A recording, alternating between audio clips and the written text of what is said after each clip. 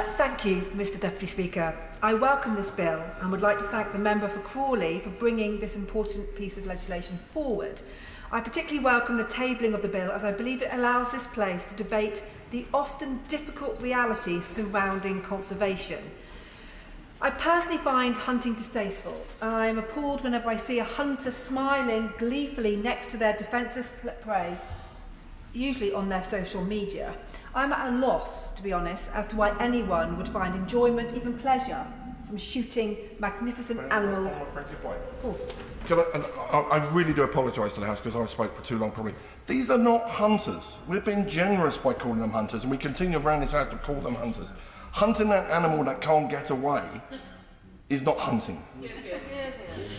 My right friend makes a salient point.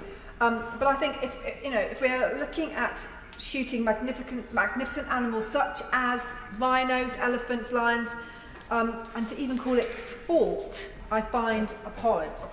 So naturally, I welcome this bill, and I see it as an opportunity to bring about a healthy debate on how we can best conserve endangered species while supporting the communities who are directly impacted. There is no question that we must do all we can to protect endangered species and improve biodiversity.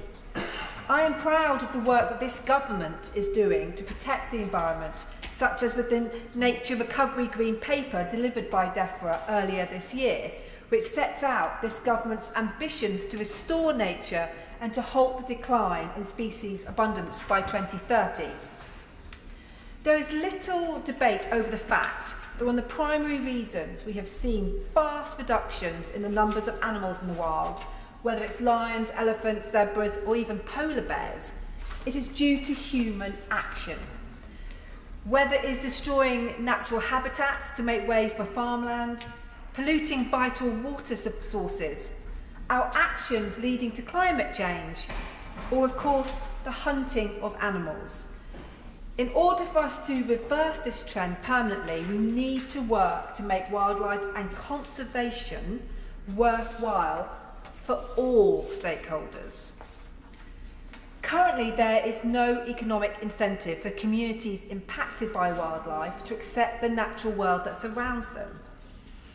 And I must stress that it is wrong to suggest that trophy hunting is solely a problem in Africa. We must be careful not to be seen as hypocritical or even neo-colonial when discussing our views on how foreign countries handle their wildlife. All around the world, there are examples where the environment and wildlife are sacrificed as governments have not provided incentives to local people to work with nature. Whether this is deforestation of the Amazon rainforest, the exploitation of waterways in Europe, or even the mass removal of hedgerows in the United Kingdom in the decades after the World War II. Something which I am glad to see is being slowly reversed by this government. Therefore, we must encourage governments who are fortunate enough to possess incredible swathes of nature to work with local communities to demonstrate that living near majestic wild animals does not need to adversely impact their ability to provide for their families.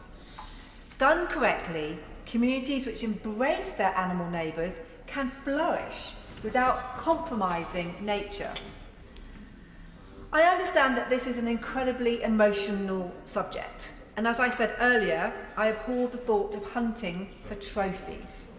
And I think it is equally important that we take a pragmatic and evidence-led approach to this issue, driven by data and experience and knowledge of those on the ground. The leading cause of the population decline in a whole host of animals across the world is not regulated hunting that we are discussing today, but actually illegal hunting, commonly referred to as poaching. I was interested to learn from the Save the Rhino charity that between 2012 and 2017, an average of 83 white and 3 black rhinos were hunted each year. Within the same period, an average of nearly 1,100 rhinos were poached each year.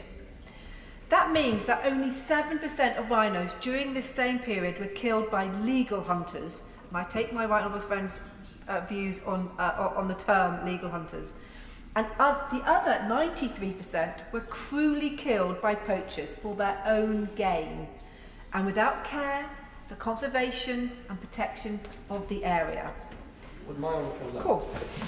I'm most grateful. Would my honourable friend recognise that under the regime of Ian Seretse-Khama in Botswana, and because of the robust attitude that he took towards poaching, poaching was effectively eliminated. In countries where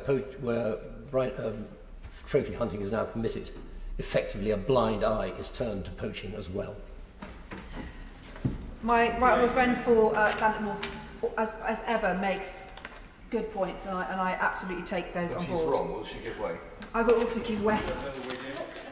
Unfortunately for my honourable friends, the Save the Rhino gave the statistics that in 1968 South Africa allowed the hunting of rhinos.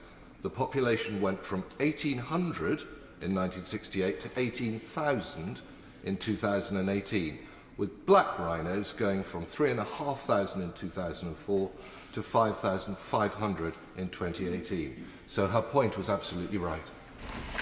Thank you. And I think the point I am trying to make is I abhor any hunting for trophies, bringing those trophies back to this country. I have absolutely no reason why anybody would wish to do that. And what I'm saying is, in this whole debate, we have got to talk about conservation and what what will play well with the local communities who rely on their local economies with trophy hunting. We've got to be able to support them move away from reliance on trophy hunting.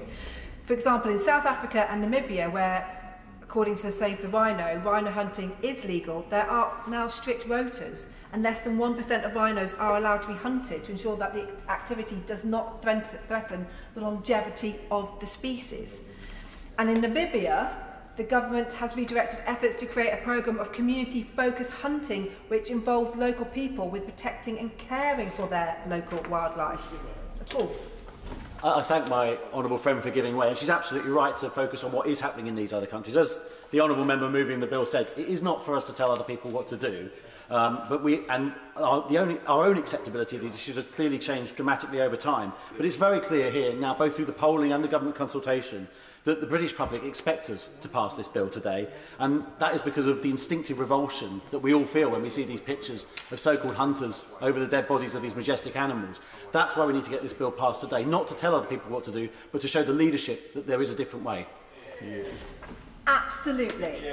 My honourable friend is absolutely right, and that is the case I'm trying to make, is that we must persuade people who think that hunting for trophies is a sport, is not, but at the same time we must remember that there are local communities at this moment who rely on that, and I use this term business very, very lightly, and therefore with smart conservation we have got to support those people who are living with this in places like South Africa, but not just in Southern Africa. In the time I've got left, Mr. Deputy Speaker, I really wanted to just make the point again that by marrying conservation of animals and the prosperity of local communities, we can make a lasting positive change. I doubt many would argue in this place that it is important to take into account smart conservation in order to mitigate any lost income for local communities who so dearly need the income that they at the moment receive from hunting. And when we discuss these issues, we must realise that the people who are most impacted by this trade are local people. Members across the House are quite right to point out that the often barbaric activities of hunting wild animals, and I think we've been very clear today in this place. So, Mr. Deputy Speaker, I would hope that today's debate and the bill itself highlights the need for wider discussions on smart conservation so that we can mitigate any lost income for local communities who clearly currently rely on the income they receive from hunting. The bill has helped to raise the whole issue of trophy hunting, and I welcome its progress through this place.